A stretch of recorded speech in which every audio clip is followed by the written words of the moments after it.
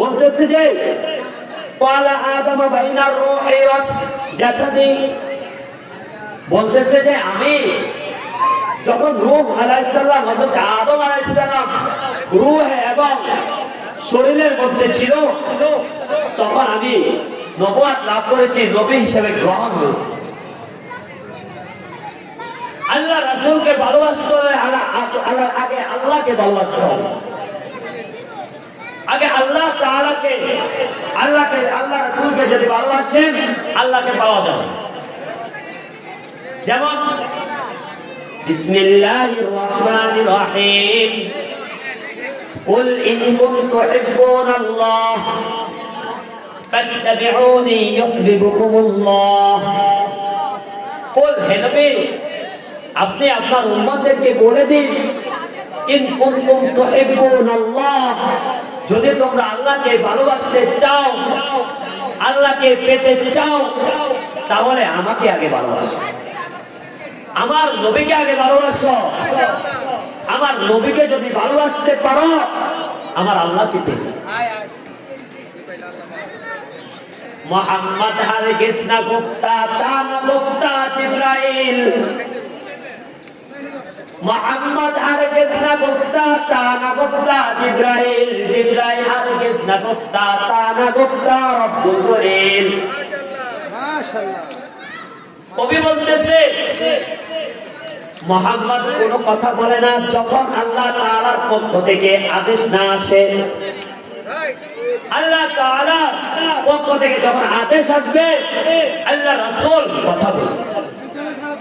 মোহাম্মদ হারগিজ না গুফতা তা না গুফতা জিবরাইল, জিবরাইল হারগিজ না গুফতা তা না গুফতা রব্বুল জলিল। মোহাম্মদ আমাদেরকে সুসংবাদ দেয়, যখন জিবরাইল আলাইহিস সালাম আয়েশা তার কাছে সুসংবাদ পৌঁছে দেয়। জিবরাইল আলাইহিস সালামকে আল্লাহ তাআলা অর্ডার দিয়ে দেয়, হুকুম দিয়ে দেয়, ও জিবরাইল চলে যাও আমার মুহাম্মাদের কাছে, গিয়ে সুসংবাদ দাও,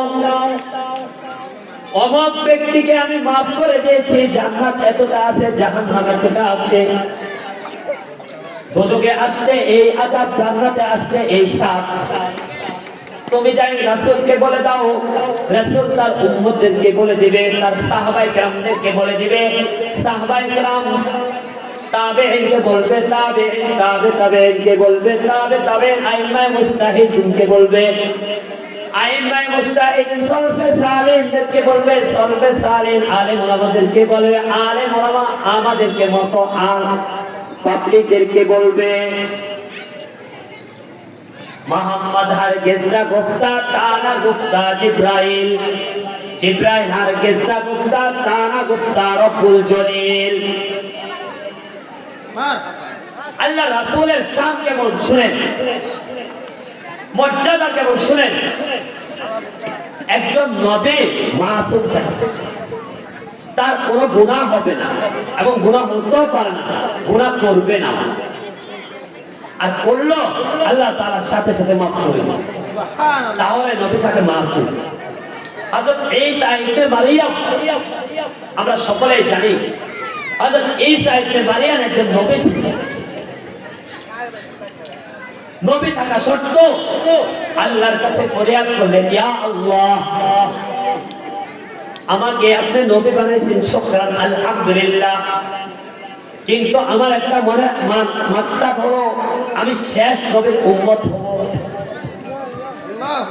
আল্লাহ তাআলা হযরত ঈসা ইবনে মারইয়ামকে আসমানে উঠিয়ে নিলেন এবং কিয়ামতের আগে তিনাকে আবার দুনিয়ার ধরা পৃষ্ঠের মধ্যে পাঠাবেন। তখন কোন নবী হিসেবে পাঠাবেন না, তখন শেষ নবীর উম্মত হিসেবে পাঠাবেন। যিনি নবী হওয়া সত্ত্বেও আল্লাহর কাছে ফরিয়াদ করলেন, ও আল্লাহ নবী তো বানাইছেন, শুকরান আলহামদুলিল্লাহ, কিন্তু আমি শেষ নবীর উম্মত হওয়ার ইচ্ছা। আল্লাহ তাআলা জিজ্ঞাসা করলেন, ও ঈসা ইবনে মারইয়াম তোমাকে নবী বানাই পাঠাইছি, কিন্তু তুমি শেষ নবীর উম্মত হওয়ার জন্য ইচ্ছা কেন? আল্লাহর নবী ঈসা বলতেছেন, ও আল্লাহ শেষ নবীর উম্মতের এত দাম হবে, এত দাম হবে। পৃথিবীর শুরুলঙ্গ থেকে শেষ পর্যন্ত যত আনেওয়ালা উম্মত আসবে বা আসছে, যা এসেছে, সকল থেকে শেষ নবীর উম্মতের মর্যাদা এবং দাম হবে বেশি। আর আমি ওই রাসূলের উম্মত হওয়ার ইচ্ছা, যাতে করে আমার দামটা বেশি হয়ে যায়। সুবহানাল্লাহ, আল্লাহু আকবার। আল্লাহ রাসূলকে সাহাবায়ে কেরাম কেমন ভালোবাসতেন। হযরত বিলাল হাবশী রাদিয়াল্লাহু তাআলা আনহু, হযরত বিলাল ছিলেন একজন হাবশী গোলাম। হযরত বিলাল রাদিয়াল্লাহু তাআলা আনহুকে বললেন, ও বিলাল, তুমি মুহাম্মাদের ধর্মকে ত্যাগ করো, তুমি যা চাও আমি তাই দিব। বিলাল হাবশী বললেন, আল আহাদ আহাদ আহাদ আহাদ, আমি ওই এক আল্লাহকে ভালোবাসি এবং মুহাম্মদকে ভালোবাসি, দ্বীনে ইসলামকে ভালোবাসি, আমি এটাকে বুকে নিয়ে মৃত্যুবরণ করব। বিলাল হাবশীকে কাফেররা জ্বলন্ত কয়লা বিছিয়ে দিলেন।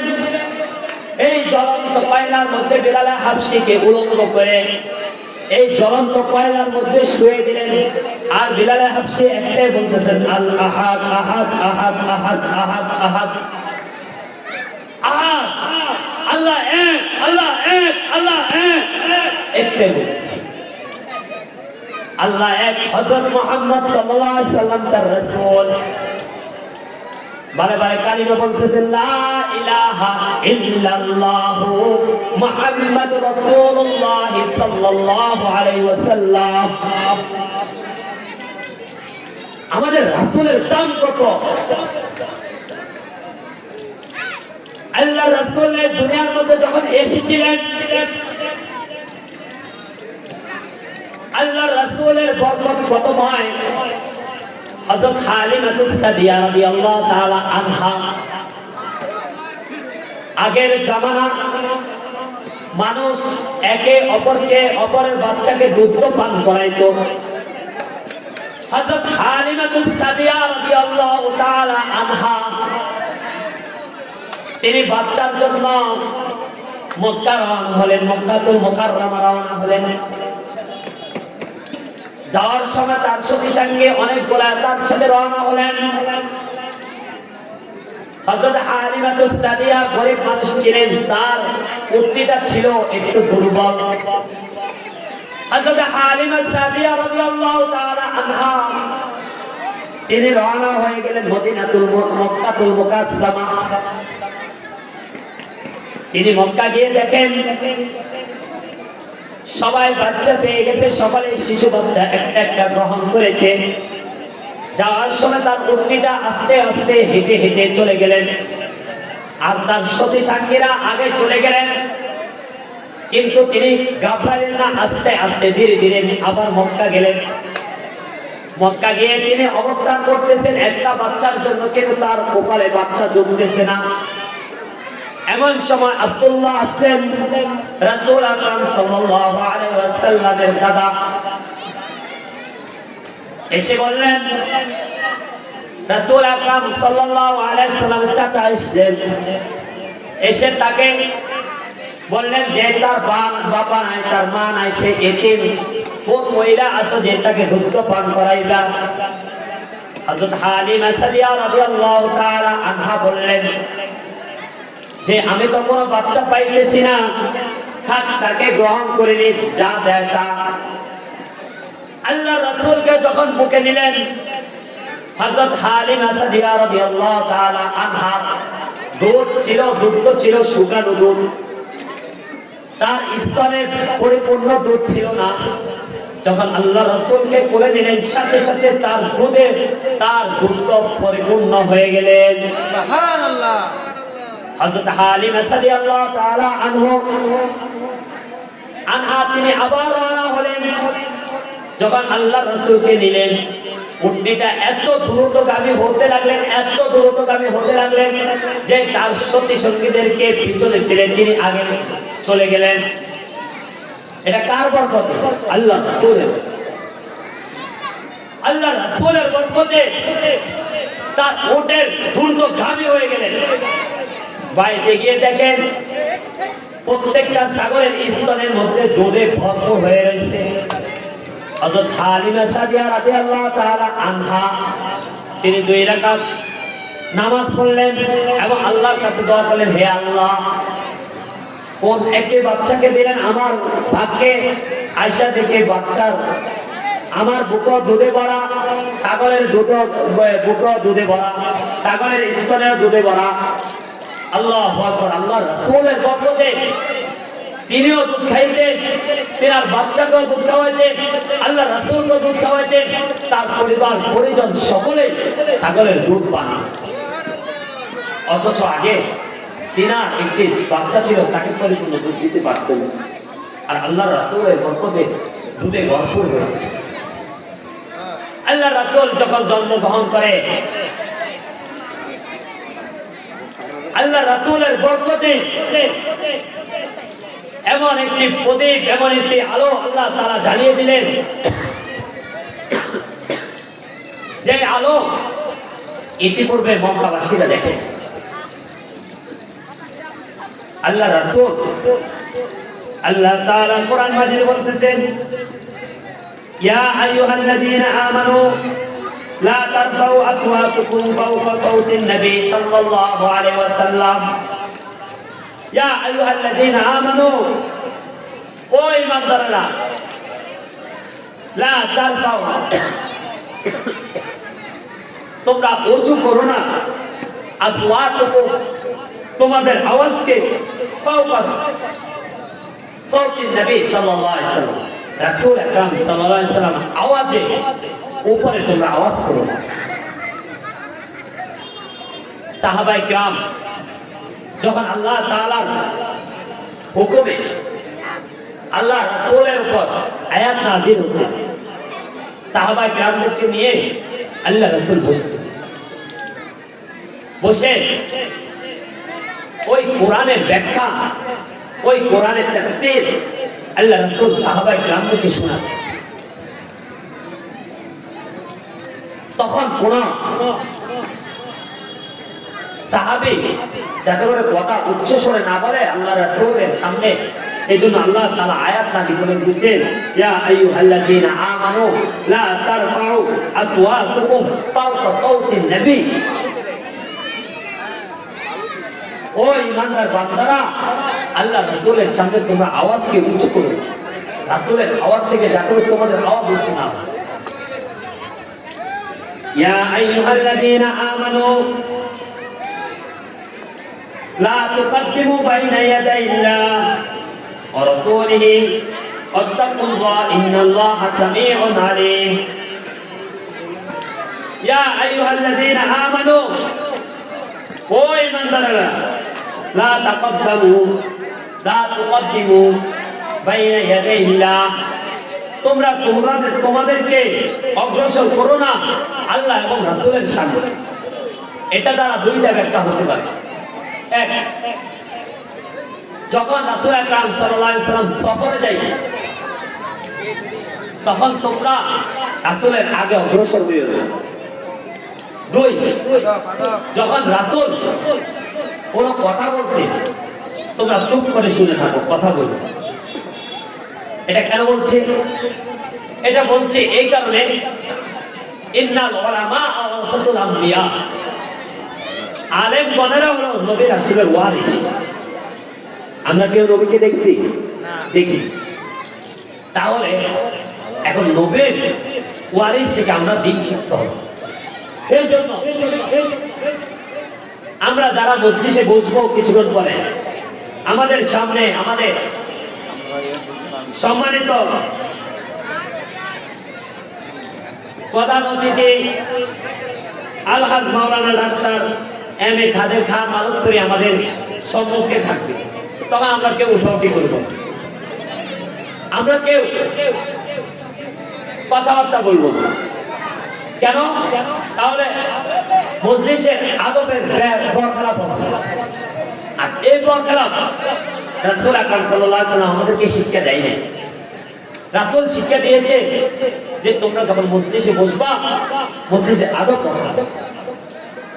আল্লাহ রাসূল এই আদবগুলা, এই জিনিসগুলো আমাদেরকে শিখিয়ে দিয়েছে। আজকে আমরা তার উপর কি অটল আছি? আমরা আশিকে রাসূল দাবি করি, অথচ রাসূল আকরাম সাল্লাল্লাহু আলাইহি সাল্লামের সুন্নাত অনুযায়ী চলতেছি। আল্লাহ রাসূল কেমন ছিলেন? আল্লাহু আকবার, আল্লাহু আকবার। আল্লাহ রাসূল প্রিয় এলাকাবাসী, আসসালামু আলাইকুম ওয়া রাহমাতুল্লাহি ওয়া বারাকাতুহু। আমরা কমিটির যারা আছে এবং এলাকার যারা মুরব্বিয়ান এবং যুবক আছে সবাই আমরা আশা করব আমরা সুন্দর স্টেজে এসে বসতে যাব, কারণ আমাদের মাধ্যমে আমাদের যিনি প্রধান অতিথি উনি অতি শীঘ্রই এসে যাচ্ছে, আমাদের মুরাদপুর চৌমুহনীতে আসছে। তাই আমরা আসলে সকলে মিলে ওনাকে সাদর আমন্ত্রণ জানিয়ে আমরা ওনাকে স্টেজে ঢুকাবো। তাই আমি আমার মুরব্বিয়ান যারা আছে এবং আমার যুবক যারা আছে সকলের প্রতি বিনীত অনুরোধ যে ওনাকে সাদর আমন্ত্রণ করার জন্য সকলে যেহেতু স্টেজের সামনে যায়, সকলে আমাদের ভলান্টিয়ার যারা আছে সকলে মঞ্চের সামনে যাওয়ার জন্য আমি অনুরোধ করছি। আমাদের ভলান্টিয়ার যারা আছে সকলে গেটের সামনে যাওয়ার জন্য অনুরোধ করছি। আমাদের প্রধান বক্তা আসছে ওনার গাড়িটাকে রিসিভ করার জন্য। আল্লাহ রাসূল সাল্লাল্লাহু আলাইহি ওয়াসাল্লাম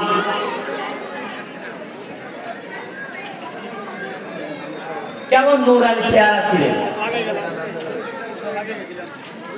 আল্লাহ রাসূল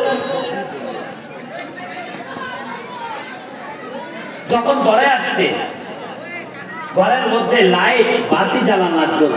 সুবহানাল্লাহ। আল্লাহ রাসূলের নূরের তাজাল্লি, আল্লাহ রাসূলের নূরের আলো দিয়ে ঘর পরিষ্কার হয়ে যেত। সুবহানাল্লাহ। আলোকিত হয়ে যেত। সুবহানাল্লাহ।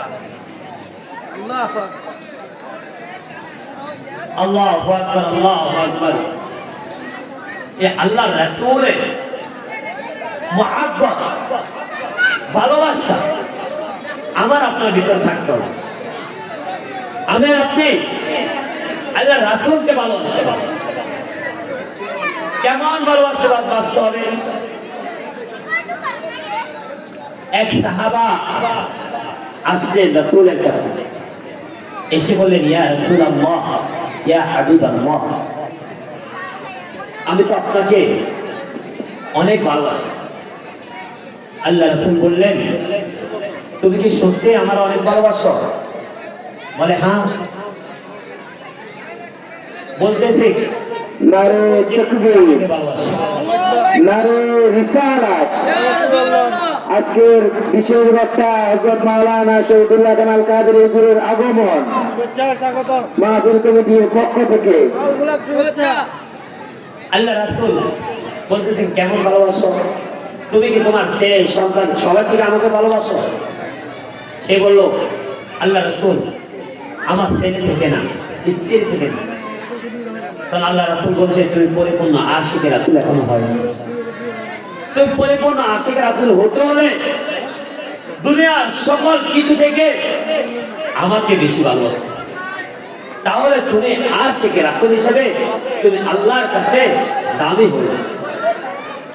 আমরা সকলে আল্লাহ রাসূলকে ভালোবাসবো আশিকে রাসূল হিসেবে। আল্লাহ রাসূলকে যদি কেউ কুরুক্তি করে সাথে সাথে মাটি নেমে যাইতে হবে। আল্লাহ রাসূলকে কেউ যদি অবমাননা করে সাথে সাথে আমি আপনি জিহাদের ময়দানে লাফিয়ে পড়তে হবে। ঠিক।